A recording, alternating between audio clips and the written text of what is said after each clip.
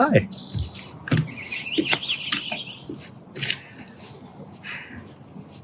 So, it's my last night here in Mount Hood, Parkdale.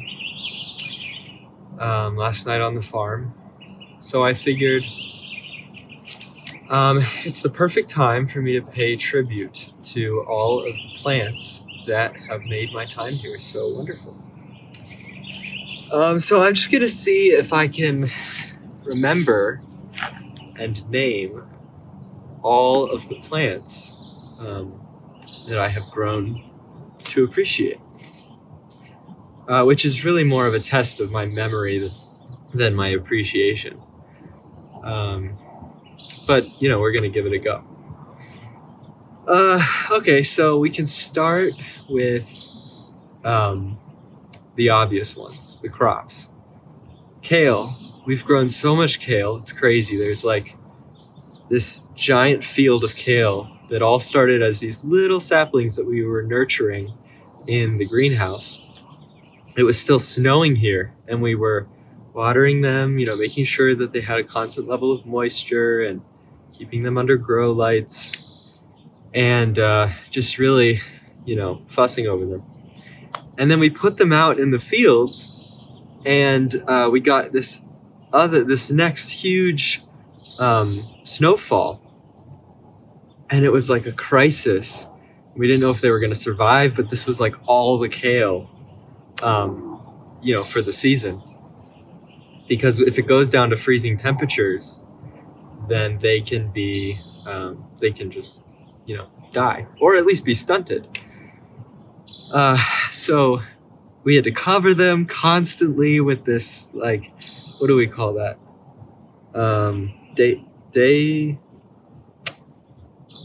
I don't remember what it's called, but some fabric that we had to stretch out over all these plants.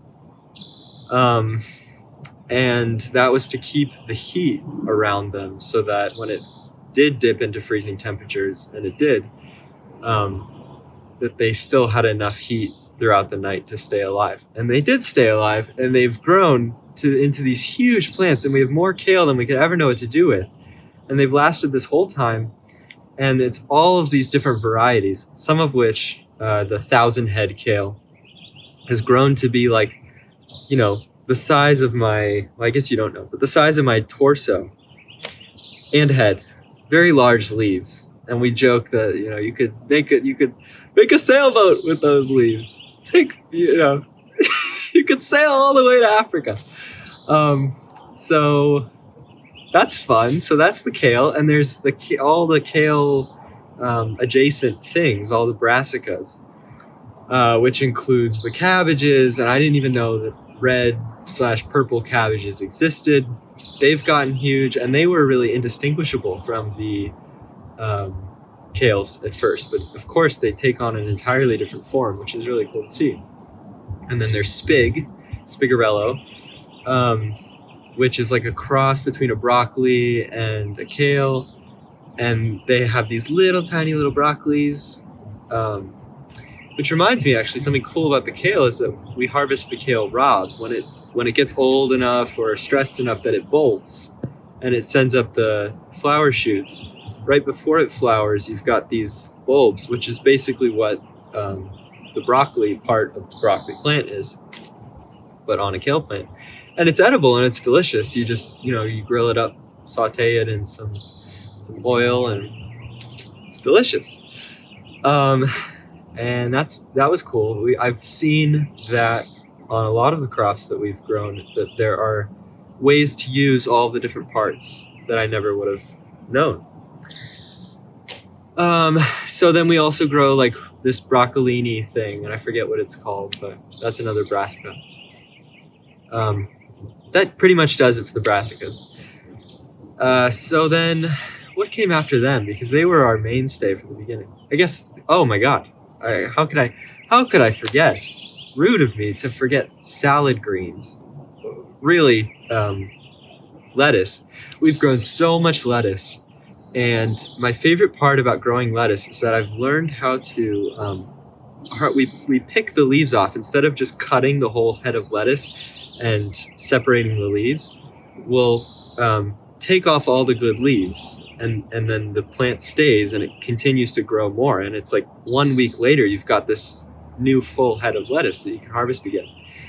And we'll harvest those things for a month or two before they're old enough that we have to cut them out because they start bolting.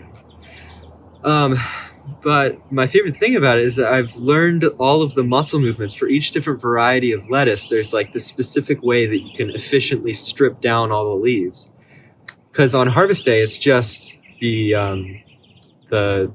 four of us, and we've got a ton of lettuce that we have to pick and wash and bag. So efficiency is important, and no one was really, teaching me how to do it efficiently. They were teaching me how to do it right, but then I had to figure out in my body how to make it happen as quickly as possible in a way that worked. And that was just so fun because it wasn't really a conscious process. It was like I would get to each plant and I'd get kind of caught up with one thing, and in my brain would go, okay, try something different, and then you try something different, and eventually it just becomes this automatic process. And it's so satisfying to get into that flow state where you're just ripping through these rows of lettuce and filling up totes again and again. So that was really fun. It's made me fond of lettuce. I haven't eaten much lettuce. I haven't eaten much of our crops in general, but I have sprinkled them into our meals. It's kind of weird. It's like this natural division of work and life that maybe it's not natural actually, but it's kind of I'll say it's an unnatural division of work and life that I have brought with me here. And I just don't think often to go outside and eat the food that we're growing. But when I do, it's wonderful, and we have had really great meals with it, all the food that we're growing. Okay, next plant. Let's talk about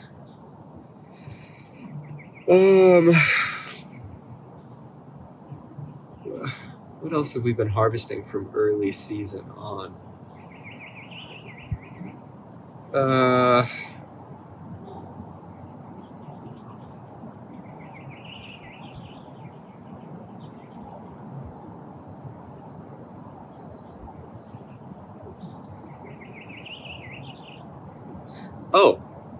Let's talk about rhubarb. I've grown to appreciate rhubarb. The only context that I knew rhubarb from was a rhubarb cake that I had pretty often in Copenhagen when I was taking the furniture design course there. And it was at a coffee shop / bakery that was across from the studio. And I would go there every morning and have this nice little ritual with a tiny little rhubarb cake and an oat milk coffee. And I'd look out the window at all the hustle and bustle of Copenhageners. And I'd eat this rhubarb cake. And the first time I had it, I was just like, oh my God. Sometimes I'll have a meal or a treat or something in a specific place, and it will be so good that I'll immediately start thinking, like, how can I center my life around making sure I can eat this again and again and again. That happened when I got I think brisket or something in Texas. But it happened with the rhubarb cake. And I remember it was a really sad moment when I ate it for the last time. But it never really registered for me that rhubarb was this entire plant that I hadn't seen in other contexts. So I learned some cool things about it. When you harvest it, you're harvesting the stalk from these leaves, that big fronds, I guess branches that grow out. And you could just pop the stalk out of its socket. You just kind of wiggle it a little bit and then you pull. And if you do that in the wrong way, even slightly, you do it at the wrong angle, it'll snap. They're pretty brittle stalks. It's kind of like celery. And the leaf part of it is completely inedible. I've been told that it's dangerous to consume, very toxic. You don't even want it in your compost, really. So we had to cut those off and dump them on the perimeter of the property. But the rhubarb is delicious when it's cooked with sugar. By itself, it's kind of something nice to chew on. It's really sour, but you don't really want to eat it, much of it, because it's just super tart, and it doesn't feel full until you add sugar to it. So that's rhubarb, which is fun. There's a lot of crops, I guess, that I don't feel super well connected to. Like we have been growing garlic and leeks and stuff. I don't have so much experience with those, so I haven't harvested them a lot. But leeks are fun to harvest because you fork them out. You step on a fork and then you pry up the dirt so that you can lift the whole thing out, and they'll grow really thick. So it's fun to just. Anyway. What else? What else? Crops.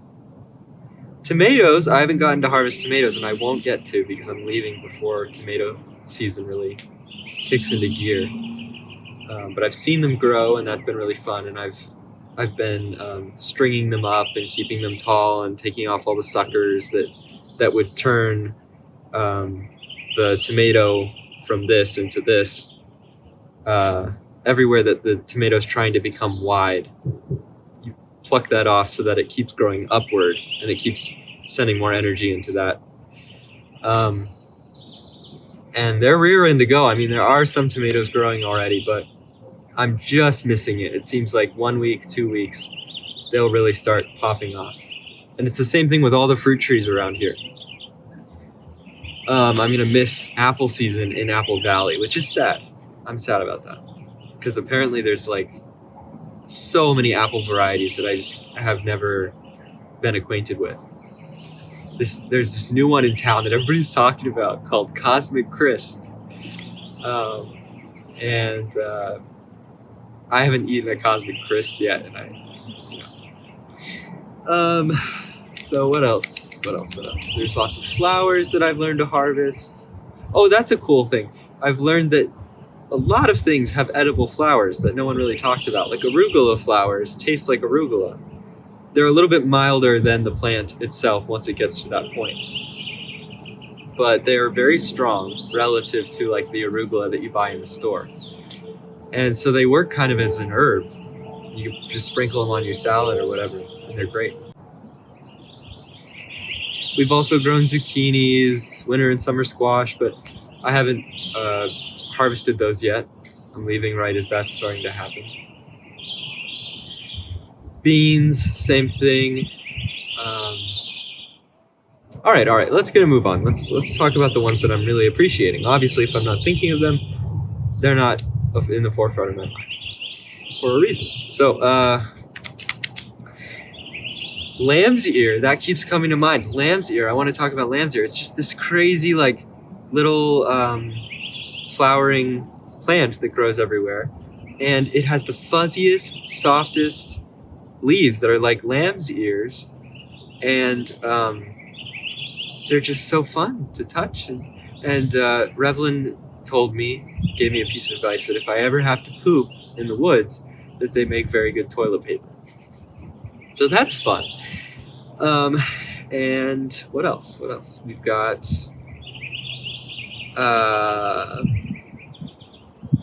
it's coming to mind now, so I should talk about it, but it's kind of a punchline, which is Bindweed has been like the evil villain of this whole experience. I've grown to appreciate it in the sense that I respect it, like, like Batman respects the Joker, but it's a love-hate thing, and it's very, very more so leaning on hate.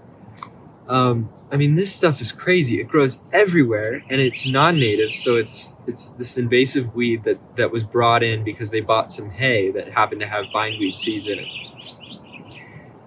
And the rockiest soil, I mean, you wouldn't even call it soil, you just call it rock. The driest, hardest rock on the property is just full of these bindweed roots, and they're the most fragile little things that are just slowly but surely, actually quickly and surely, making their way through everything. and you go to pick them out or pull them out or fork them out, and they just break. So then the roots stay and they grow more, and you get more and more and more and more bindweed. And it's insane, and it's a huge problem for these guys. It's only been the case in the past few years, but I mean, they really have to fight to keep it back. And it's kind of an uphill battle that you can't do much about. They will put tarps over huge sections of the fields for like 2 years. So the bindweed keeps growing roots and tries to push up stuff to get sun and flower and give energy to the plant, but it just comes up into tarp and that part dies. But like 2 years is not enough to stave that off. And we rip the tarps off and it looks nice and bindweed free. And then like 2 weeks later, we've got bindweed popping up everywhere.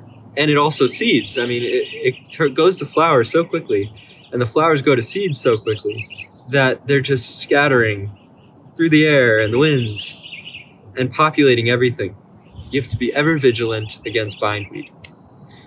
And I've learned one little thing that I've learned about pulling weeds is that, one, you want the ground to be wet, of course, because it comes out easier. But also there's something to be said for pulling with a steady force. Instead of like one jarring motion where you kind of rev up and rip it out, you pull, and then as soon as you hit resistance, you stop. Well, you don't stop pulling, but you stop the increase of force, and you just hold that, and you'll find that it will slowly come out. Even then, it will get to a point where it rips, but you'll get a lot more of the weed out. So that's bindweed. What other plants? I mean, there's so many plants, but I don't want to skip around the different kingdoms. You know, I could talk about trees. There's this sequoia that actually, I don't think it's a sequoia. There's a sequoia at the end of the field that is really beautiful that they planted themselves apparently, and it's grown into this huge tree. Which I had dreams of like sitting under in a chair and reading a book, but I never did. I think because it's on that side of the field, there's some like mental barrier about it. It's like, that's a work area. Man, you know, now that I say that, I should really like interrogate these divisions that I make in my mind. But maybe it's a social influence because that's how the people I was living with treated the space. I mean, no one was hanging out over there. But that doesn't mean I couldn't. So anyway, there's this redwood, I believe, that I can see when I lay in my bed on my pillow at night and I stare out the window.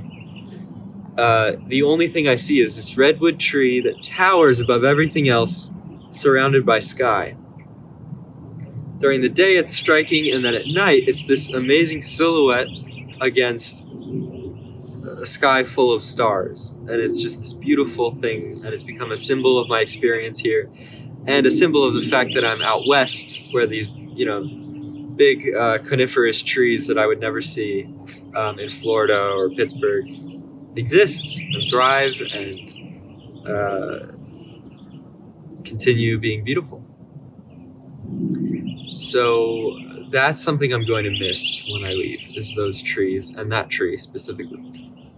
I told Angela that I call it the West tree, which is like, I don't think it's not even to the west of me or anything. It's just represents the West. So that's that. There's dogwood trees, which release all of the, or no, is it cottonwood? I think cottonwood trees, which release all of these seeds into the wind. And for a week or two, we just had cottonwood seeds everywhere, in the air, on the ground, and Revlin was allergic to them, but I wasn't. So I just felt like kind of like it was snowing, but but tree seeds. So that's fun. What else?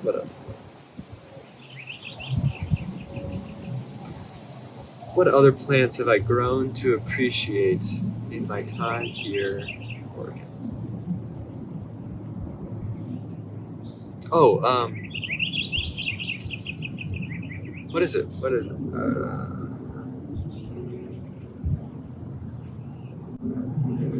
There's There's something that I've been eating a lot of. Oh, that's what it is.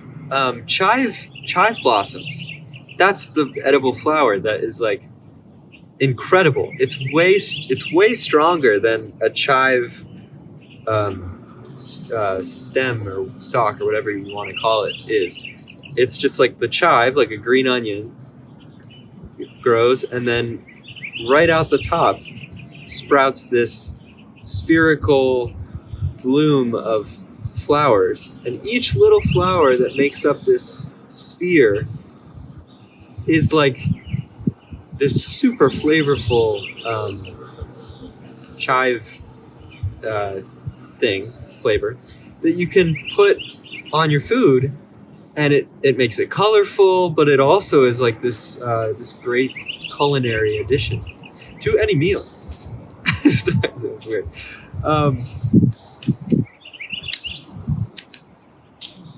What else?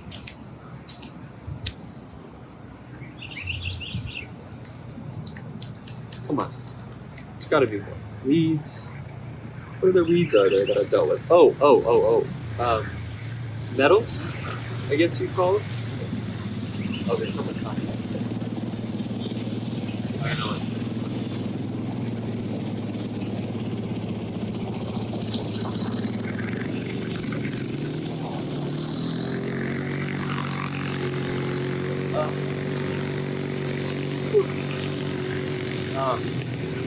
Okay, so nettles I've grown to appreciate, not in a direct sense, like they're not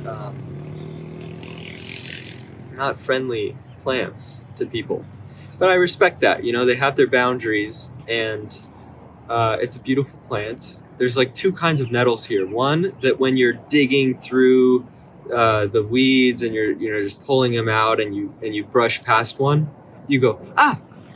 And it's like, oh, okay, and then you can grab it with two fingers at the base and pull it up, and really you have to grab it with like four and pull it directly up, or else it snaps, which is annoying. But yeah, you can pull it out and it's fine. But then there's another nettle, which is not a stinging nettle. I'm not there haven't been any of those here, so it could be worse. But there's another type of nettle where you're digging through the weeds and you brush past it and you go, ah. Which is different, which is qualitatively different. And you can't really just stick your fingers down there and pull it up, because the needles on this nettle are so sharp and so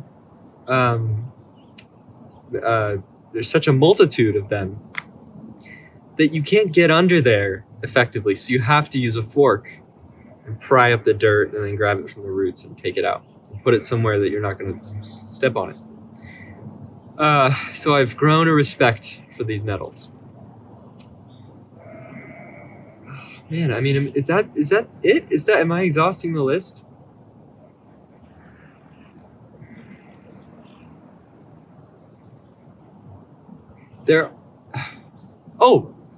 Oregon berries. I discovered this when I was at the bus stop. I saw this bush of blueberries, and I thought, are those blueberries? So I walked up and looked at them, took note of the plant characteristics, and I know better than to just eat them and find out. So I Googled it. I squished one of the berries, and it bled this red juice that stained my pants, and I was like, okay, yeah, it's not a blueberry, unless these are some other variety of blueberries. So I Googled like blueberry red juice. I think that's what I Googled. And I found out that they're called Oregon grapes, which are not actually grapes. I forget the scientific name of the plant, but they're these very tart berries that grow naturally in Oregon, and they're not, did I already say this? They're not grapes. They're full of seeds. It's not a very enjoyable eating experience. They stain your mouth red. They stain anything red that they touch. But the good part of the experience is just that you can find them and munch on them. And, you know, they're edible. They're not going to upset your your stomach. It's just fun. It's a nice time. And maybe you could use the dye as dye or as paint or something. I don't know. But I'm sure it would also be fun to make a jam with them. You'd have to add sugar to them, but I'm sure that would be tasty. Oh, spinach. Spinach is the other one. The arugula I kind of got into, but spinach, we have grown this spinach here that, oh my God, there's so many crops that I haven't talked about. Jeez, wow. Spinach, beets, radishes, no, what's it called? There's radishes, and then there's, am I just thinking of a different type of radish? Maybe, but spinach, beets, radish, and peas. The peas, okay, I'm getting ahead of myself. Spinach, there's this type of spinach here that's kind of ruffly, and Revlin had me try it when I first got here. And it was just like this awesome first experience of trying the produce, because it's like a more rich and savory spinach than anything I've ever tried. And it also has this really cool form that's all ruffly. So I've had fun cooking with that. And radishes, we have some really great spicy radishes, and they're just fun to harvest. And the peas I planted as babies before they were even germinated, a lot of them. And I put up the fence that they had to grow next to so that they could put their little plant ropes around the fence to stay upright. And we grew snap peas and snow peas, and they grew so tall, like taller than me, which isn't that tall, but tall for a pea. And produced these delicious peas. And it was fun to see, because some of them were really tiny and some of them would be within this range that we deemed appropriate and attractive to the restaurants that we sold them to. But then there were ones that grew far past that range, and those were fun to snack on. And they would inflate up to a point where restaurants didn't want them anymore, but they'd inflate to these really bulgy peas that were just fun to eat. And some of them would have these weird shapes. I don't know. Good time. The peas were a good time. It was like seeing my kids grow up. But then the gophers liked the peas a lot too.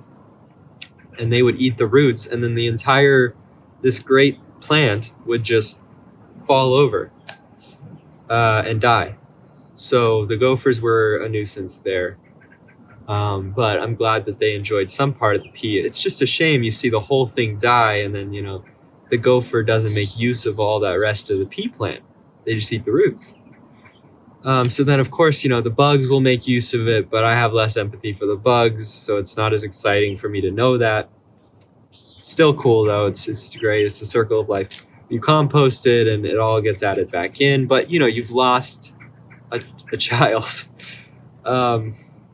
So we lost a lot of pea plants, and they were not proliferating enough. They were not creating enough peas to really sell a sizable crop. So it ended up being more of like a special thing we sold to some restaurants sometimes, and otherwise enjoyed ourselves. So that's peas.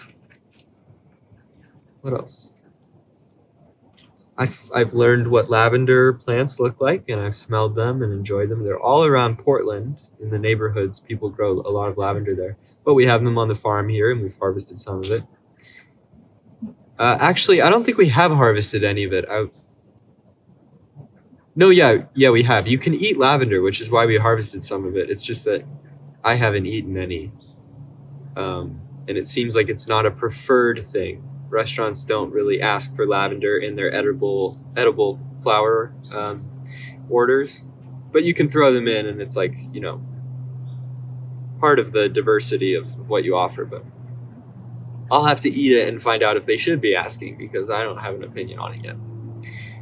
Oh, but I'm leaving, so it's stuff like this where I could have experienced more, and I might just not end up doing these things. I mean, it takes 2 seconds to eat a flower, but for some reason I feel like I need to have a moment where it's like a sanctioned experience. I don't know what that's about. I guess I'll have to think about that more too. But anyway, it's not an exhaustive list by any means, but it's everything that's coming to mind. And it's a fairly good list, and it brought out some stories and stuff that I'm glad I've cemented on a video now. Yeah, last night here. It's been great. I'm gonna miss this place, and I'm gonna miss the people. I'm gonna miss the plants. And I'm gonna miss the dog and the cat. And I'm gonna miss the restaurants and people that I've met in the area and this bridge and this canal. And I'll miss these sunsets.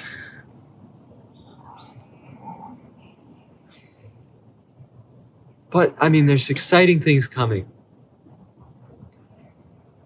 I am just as excited as I am sad to leave. So that's a nice balance to have within me right now. And I don't feel any urge to fight against this tide in the way that I did when I was leaving Golden Cup. So, yeah. There's more things, there's so much more to talk about this experience, but that's not what this video is about. This video is about the plants. So let's say thank you, plants. And get a move on. I also have to make sure I give a shout out to my adoring fans. No. I just promised that I would do this. I'm just gonna look distracted for a second. Foy. Okay, I did the thing. All right. That's it. Thanks, guys. Thanks for watching. Okay, bye. Hug your local plant. See you around.